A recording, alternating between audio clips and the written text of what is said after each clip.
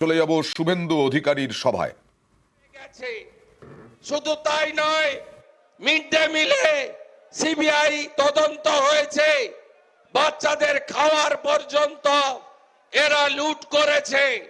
আজকে তাম্রলিপ্ত জাতীয় সরকারের যিনি প্রতিষ্ঠাতা সর্বাধিনায়ক সতীশ সামন্তর জন্মদিনে আসুন আমরা সবাই মিলে শপথ নিই, মেদিনীপুর লড়তে জানে, এই মেদিনীপুর গড়তে জানে, এই মেদিনীপুর ব্রিটিশের বিরুদ্ধে লড়েছে, আর একবার আপনাদেরকে লড়তে হবে এই অত্যাচারী ভ্রষ্টাচারী মমতা ব্যানার্জি এবং তার সরকারের বিরুদ্ধে।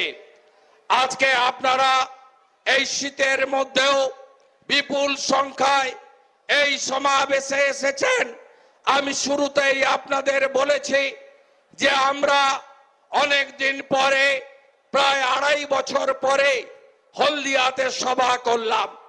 আমরা এর পরে লোকসভা নির্বাচন ঘোষণা হলে নরেন্দ্র মোদীজি তার মনোনীত প্রার্থীদের নাম ঘোষণা করলে আমরা ঘাটাল, তমলুক এবং কাঁথে এই জায়গায় আমরা পুনর্বার সভা করব।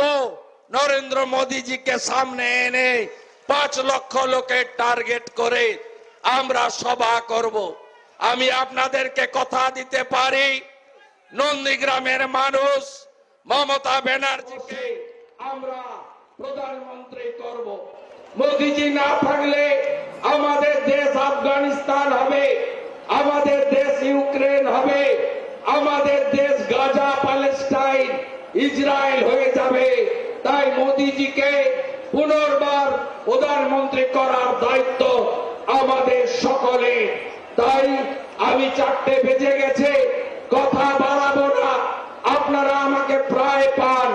আমি সবাইকে বলবো আগামী 24 তারিখে গীতা লক্ষ্য কণ্ঠে গীতা হবে ব্রিগেডে। মোদীজি আসবেন, শঙ্করাচার্য থাকবেন, হাত তুলে বলুন কারা আসবেন, গীতা পাঠে কারা আসবেন, ব্রিগেডে যাবেন।